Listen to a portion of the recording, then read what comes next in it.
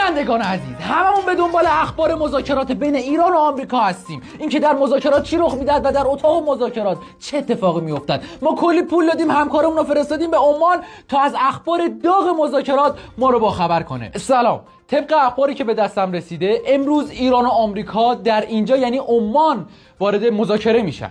خب ادامهش فعلا تا همینجاشو میدونم. من متوجه شدم که مورد اصلی مذاکرات موضوع هسته‌ای ایرانه. خب اینو که خود ترامپ هم گفته بود. آقا شیرین کام باشی، شما چای رو بذار، من اومدم. آقا ضبطه. من خیلی سعی کردم که از پشت درهای مذاکره از گفتگو بین دو طرف با خبر شم. خب هیچی دیگه، فقط سعی کردم، نتونستم خبری بگیرم. آقا یه خبر همین الان به دستم رسید. چی شده؟ مذاکرهشون همین الان تموم شد. خب نتیجهش چی شد؟ هیچی، افتاد واسه هفته دیگه. بابا ریدی.